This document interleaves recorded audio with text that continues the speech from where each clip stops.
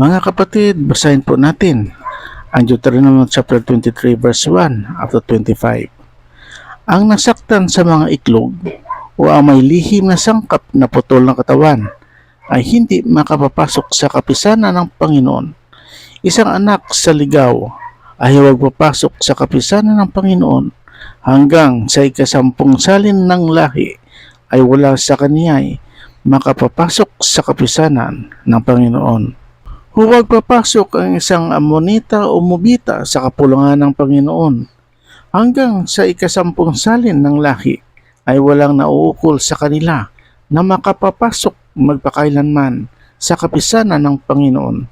Sapagkat hindi kayo sinalubong nila ng tinapay at ng tubig sa daan nang kayo umalis sa Ehipto, at sapagkat kanilang inupahan laban sa iyo si Balaam na anak ni Beor mula sa Petor na Mesopotamia upang sumpain ka.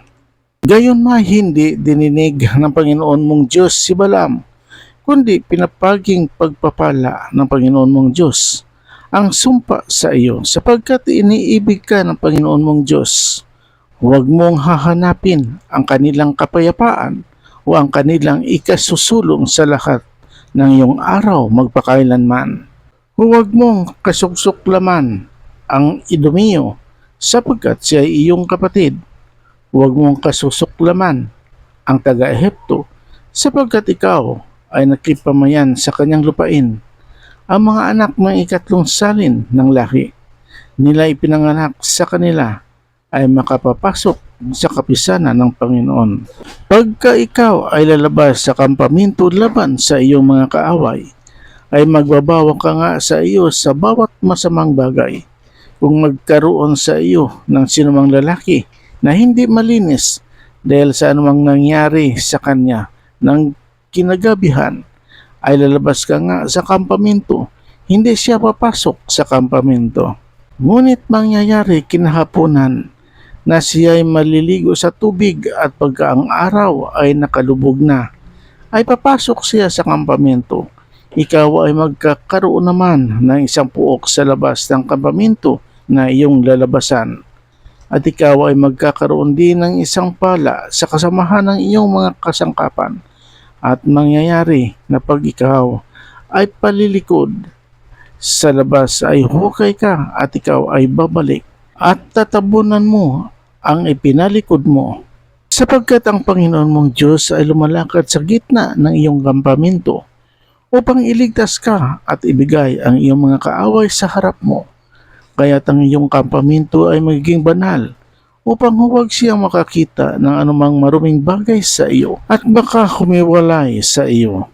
Huwag mong ibibigay sa kanyang Panginoon ang isang aliping nagtanan sa kanyang Panginoon na napasa iyo. Siya ay tatakang kasama mo sa gitna mo sa dakong kanyang pipiliin sa loob ng isa sa iyong mga pintuang daan na kanyang magalingin.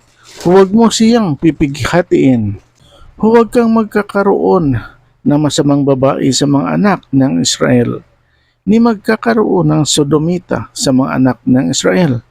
Huwag mong dadalhin ang bayad sa isang masamang babae o ang kaupahan sa isang aso sa bahay ng Panginoon mong Diyos sa anumang panata, sapagkat ang mga ito ay kapwa karumal-dumal sa Panginoon mong Diyos. Huwag kang magpapahiram na may tubo sa iyong kapatid, tubo ng salapi, tubo ng kakanin, tubo ng anumang bagay na ipinahihiram na may tubo.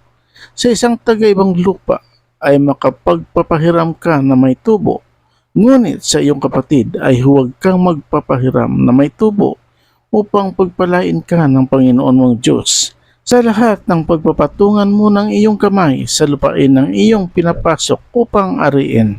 Pag ikaw ay magpapanata ng isang panata sa Panginoon mong Diyos, ay huwag kang magluluwat ng pagtupad, sapagkat walang pagsalang o isisain sa iyo ng Panginoon mong Diyos at magiging kasalanan sa iyo. Ngunit kung ikaw ay magbawang manata, ay hindi magiging kasalanan sa iyo. Ang nagbuka sa iyong mga labi ay iyong gaganapin at gagawin ayon sa iyong pinapanata sa Panginoon mong Diyos. sa isang kusang handog na ipinangako mo ng iyong bibig. Pagka ikaw ay pumasok sa ubasan ng iyong kapwa, ay makakain ka nga ng mga ubas sa iyong kagustuhan hanggang sa ikaw ay mabusog, ngunit huwag kang maglalagay sa iyong sisidlan. Pagka ikaw ay pumasok sa nangangatayong trigo na iyong kapwa, ay makikitil mo nga ng iyong kamay ang mga ukay. Ngunit huwag mong gagalawin ng karit ang nakatayong trigo ng iyong kapwa. Purihin natin ang Panginoong Diyos. Hallelujah! Hallelujah! Hallelujah! Amen. Please subscribe, like and share. God bless.